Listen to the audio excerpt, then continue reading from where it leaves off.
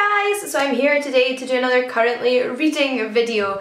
So I am midway through a number of different books, past halfway on one, about a third of the way through another, and just started another one, but I started it last night and powered through 40 pages because it just instantly captured me. So I have thoughts on all three, so without further ado, let's get into them. Let's start with the one I started last night, since it's probably freshest in my memory, and that is The Surface Breaks by Louise O'Neill. This is a proof copy that was sent to me by Scholastic. This is not what the final cover looks like, although this is gorgeous, but look up the final cover, it is out of this world.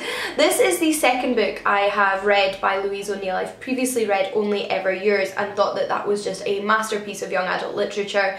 It was a piece of feminist young adult literature. It explored really serious topics surrounding sexism and issues faced by women, and particularly sort of teenage girls, since these are young adult books, and I thought that book was brilliant. I think I talked about it more in a video I did on feminist dystopian, so I'll link that if you're interested. But this is, as you can maybe see from this little subtitle at the bottom, a reimagining of The Little Mermaid. Now, we all know some version of The Little Mermaid, whether it be the Hans Christian Andersen or the Disney tale.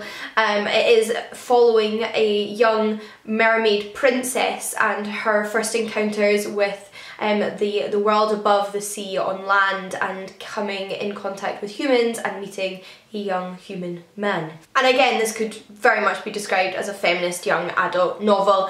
It is very much exploring sort of patriarchy and sexism, and Louise O'Neill creates this mermaid world under the sea where our young princess lives, and it's a very, very extreme heightened patriarchal system where women have little to no rights and are essentially there to look pretty for the men, and even those mermaids that don't look right, from what I've gathered so far, seem to be ostracised to the outskirts of the city. So it's a very image-based society as well, and our main protagonist, the equivalent of the Little Mermaid, is the youngest daughter of the king of the mermaid kingdom, and she is sort of favoured as the most beautiful, but she is incredibly curious about the world above her. Her mother went missing when she was only 1 year old, and her father has told them all that she was kidnapped by humans, and there's something that doesn't quite sit right with that, with her, and she wants to know what her mother found so interesting about the human world. So I'm on page 48, which is the beginning of chapter 4, and our protagonist has just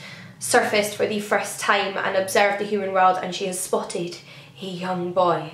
Obviously we're going to follow a somewhat similar narrative to The Little Mermaid, but so far it does very much feel like Louise O'Neill's own spin on things, her own characters, her own world, just with that basic plot premise, although obviously I don't know how that will progress as the book goes on. It's quite fast moving. It's not a very long book, it's just over 300 pages, so I imagine it's all going to happen at quite a significant speed, if that makes sense. It's shorter than the other book by Louise O'Neill I read, and I do feel like the pacing's a little bit faster, but I am really enjoying it. Like I said, I already read 48 pages last night, which is quite a lot for me when I'm knackered in my bed and I've just picked up a new book, so it instantly engaged me for sure. And I just think Louise O'Neill does really clever and important things with her novels, and I'm just really excited to be reading another one of those. I certainly want to read more of her in the future. She's written a few other books,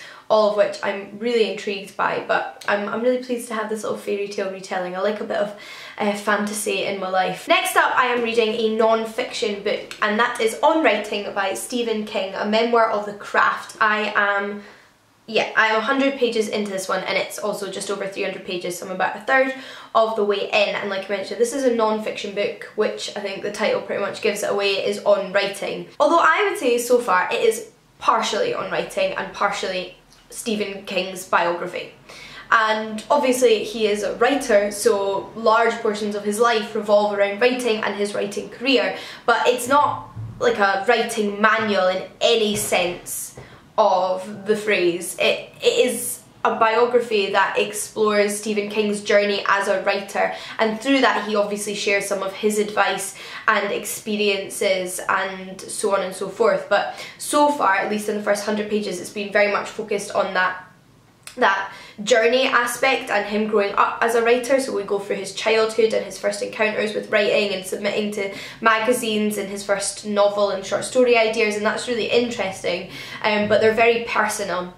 I do, however, think it's perhaps going to get a little bit more specific on the writing advice, just because at the point I'm at, he has just sold his first proper novel, Carrie, and that's obviously a pivotal moment in his career, and I feel like perhaps there'll be more advice in the later sections. So I have heard so many people rave about this book. I have heard booktubers talk about it. Ariel loves it. I also chatted with one of the editors at Pan Macmillan when I worked there, and she said any aspiring writer should read this book, and I would categorise myself as an aspiring writer in a variety of different ways. So I wanted to read that book for this, and there has been some little interesting tidbits in there, but it's not, like I mentioned, any sort of manual on writing to this point, if that makes sense. But then it's also, I think, quite important to hear about other people's journeys as authors and writers, if you yourself want to be a writer. So it's I don't mean to complain, I'm just trying to clarify a little bit, I think, what this book is, because I don't know if that's always clear. And I haven't actually ever read any Stephen King before, so I haven't read any of his fiction, so this is really my first exposure to his writing, and obviously it's a very different format, so I'm not sure how it compares, but it's very easy reading. That is one of the nice things about it. It is non-fiction, but it is such easy reading. If you are daunted by non-fiction and you're vaguely interested in either Stephen King's life or writing yourself, then I definitely pick this up, because you will find it so easy to get into and just fly through. There was one piece of writing advice that I did mark so far in the thing, because I did quite like this. So I'll read it to you. Running a close second was the realisation that stopping a piece of work just because it's hard, either emotionally or imaginatively, is a bad idea. Sometimes you have to go on when you don't feel like it, and sometimes you're doing good work when it feels like all you're managing is to shovel shit from a sitting position. So this is the kind of thing, you'll come out with little things like that based on what he's thinking at the time in his life and what he's learning from his writing, and I did think that was a really good piece of advice, and a piece of advice that applies to so many different forms of writing. And yeah, so I'm enjoying this. It's not changed my life thus far, but I still have 2/3 to go, so we'll see. The third book I am reading, I'm actually listening to on audiobook, and that is, of course, Feminism is for Everybody by Bell Hooks. I say of course because this is the Feminist Orchestra pick for the months of March and April. The Feminist Orchestra is a book club I run now with my friend Lauren over at Reads and Daydreams, and we are reading a piece of feminist literature over the course of 2 months throughout the year. So we started in March and kicked things off with this book, which we will finish by the end of April. And I decided to pick up the audiobook, and I'm really glad I did. I'm really enjoying this one. I'm just past halfway through on the audiobook, although it's not very long. I think it's just under 5 hours. So I'm sure I'll finish it in no time, and it's very engaging and very accessible, I think, although it does deal with feminist theory.